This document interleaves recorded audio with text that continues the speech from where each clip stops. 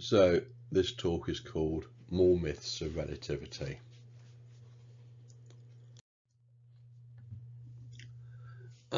So an interesting question to ask is, where do all these myths of relativity come from?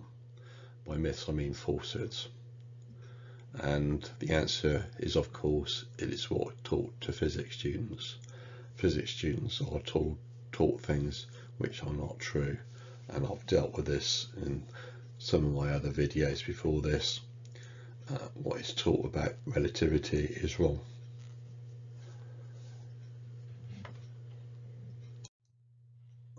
And I found this interesting article which goes into some of the detail about the students being taught things that are false in relativity. It's called Hit or Myth, and it's in New Scientist 1998.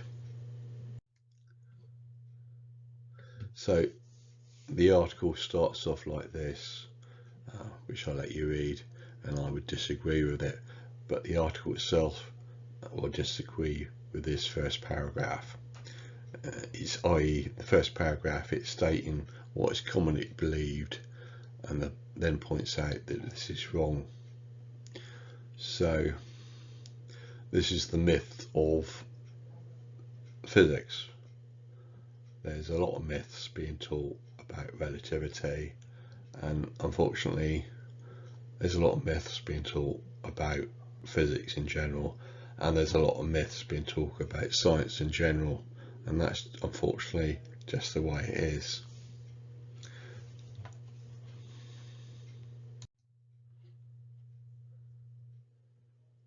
And so it's referring to that first paragraph, and when it says so far so good or not, I think it's being a bit sarcastic. And it carries on, this is physics history as written in textbooks by scientists themselves. And so that first paragraph is what is commonly said, and it's wrong. In this account, the definitive results are well conceived experiments decide between one theory and another, but the history of science is too important to be left to scientists. They distort it shamelessly. And so I'm making a note of that. It's they distort it shamelessly, i.e. the physics textbooks falsify the history of physics. The educators want history to agree with what they are teaching about the history of physics, so falsify that history to conform. They don't teach the real history of physics, they teach a falsified account of history. Hence we then get the myths of physics, such as the myths of relativity. By myths I mean lies that are commonly believed. People believe myths about relativity, and basically those are lies, and that's a common thing that people believe because the educators teach it.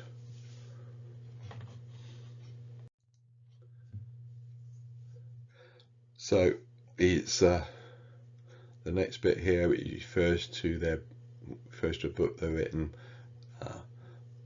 called The Golem, and they revealed that these accounts of the two famous experiments are wrong. The Michelson-Morley experiment never satisfied Michelson, and physicists were still arguing over the behaviour of light into the 1930s, with the experiments designed to plug holes in the original. As for Eddington's observation, that is when Eddington observed light bending in 1919, when it's supposed to say confirmed Einstein's relativity, they were hopelessly ambiguous, those observations, and it took many decades for scientists to agree on how much light really bends in a gravitational field. Now I would go further than this, but it suffices that what is being pointed out, the main experiments, observations that Einstein relativity is built upon, and what is taught to physics students is lies. They don't go into enough detail about, so say, experimental and observational support for relativity. They try to present it as a clear-cut account. So he carries on. The distortions that typify textbook history wouldn't be so worrying if scientists were its only consumers, but history of science is what tells all of us about the nature of knowledge. From it we learn how reliable knowledge should be made and how secure that knowledge is. Worse yet, the distortions are infectious. Now I think the lies in the typical textbooks are important because it is the lies that are taught to physics students, and the physics students then go out and tell those lies to the general public. So it is infectious, as the article notes. I'm concentrating on physics, especially relativity, but it seems to be all of science is like this. False accounts are given to students. The article carries on. Over the past 2 years, we have been studying how the myths of pure science affect our understanding of areas of science outside physics as well as of technology, economics and medicine. In each case, we have found that what people expect from applied science is distorted by the sterilized picture they have of pure science. When people see a new technology in trouble or a medical innovation gone awry, they tend to think it must be the result of human incompetence, when it's often just the counterpart of hard to resolve disputes in science itself. And the disputes in science are created by the lying that's going on with what's taught to the physics students, and they've grown up being taught things that are false about science, and then they carry on to believe those falsehoods in their professional career, and that then creates disputes.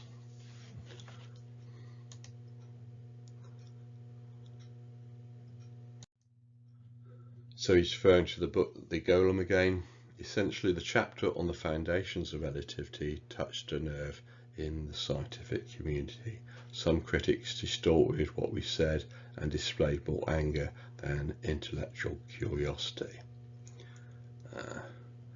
And I'm noting the distorted what we said and the anger is what I experienced when I talked against relativity, when confronted by devout believers in relativity in the audience. So see my video on that, arguing with people that believe in Einstein's relativity.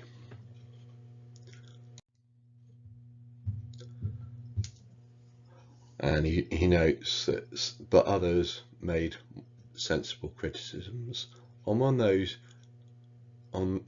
was the claim that scientists did not believe that the two famous experiments were particularly important in the history of relativity, that we had invented for the standard story a ghost audience so as to dramatize our validations. And and my note on that, those two experiments observations are very important to relativity, and to pretend otherwise I would call moving the goalposts. If you read these textbooks on relativity, those experiments, observations are very important to trying to convince the person reading the textbook that relativity is true. They're saying this is the experimental, this is the empirical evidence for relativity, and if you then believe, oh yes, that's the empirical evidence for relativity, then I have to accept it, going by empiricalism. But what they do say about these experiments and so forth are just false. And moving the goalposts means this: it's to change the rules of something or the conditions under which it's done, so that the situation becomes more difficult for somebody. So if you argue against Einstein's relativity, you point out what's in the textbooks is false, you are confronted by devout believers in relativity who will then try moving the goalposts and claim relativity is something else. And unfortunately, as I'm going to note, the people making the goalposts are then making a counterclaim, and the counterclaim is mentioned in the article. And the counterclaim is that the accusation that we have invented for the standard story a ghost audience so as to dramatise our revelations. And that's effectively accusing the author of the article of creating a straw man. And this is what a straw man is. It's distorting or misrepresenting somebody's argument in order to make it easier to defeat. And so the people defending relativity in a more rational way are then accusing the person attacking relativity as attacking a straw man, of making a straw man fallacy. And that's their main line of defence.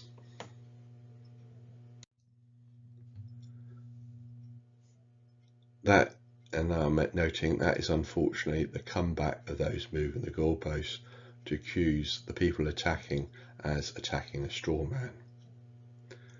So, but what really happens with them continually moving the goalposts? They have created the numerous straw men, and I've got my picture here of the straw men. So they teach one thing about relativity, and that'd be the first straw man. Then they revise that, move the goalpost, and say relativity is something else, and that would be the second straw man. And then when that straw man isn't strong enough, they will then introduce a third straw man, and then a fourth one, and so forth. And so if you then attack relativity, they will accuse you of attacking a straw man. But really, the people moving the goalposts are the ones creating all the straw men.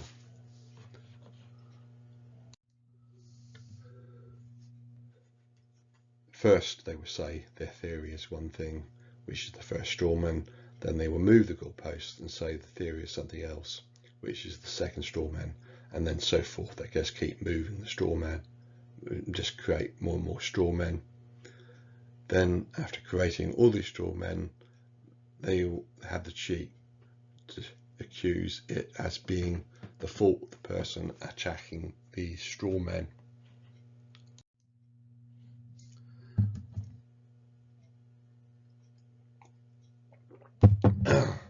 So the article carries on. He was surprised by being attacked.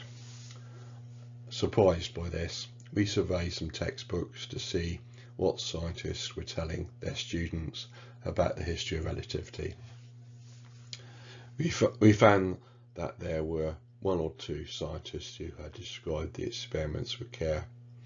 As late as 1967, Herman Boddy wrote that the Michelson-Morley and similar experiments are even nowadays difficult experiments, in which no great accuracy can be attained.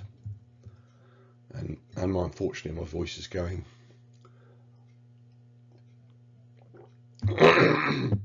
So read the last bit yourself.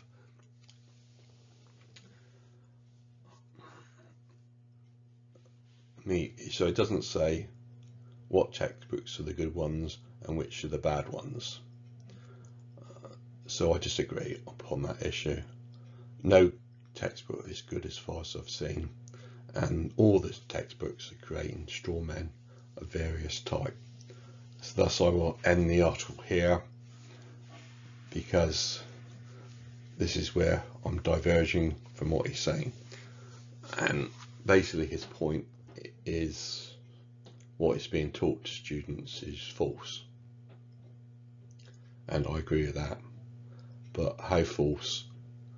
I'm saying it's even more false than what he realises. That's the end. Thank you.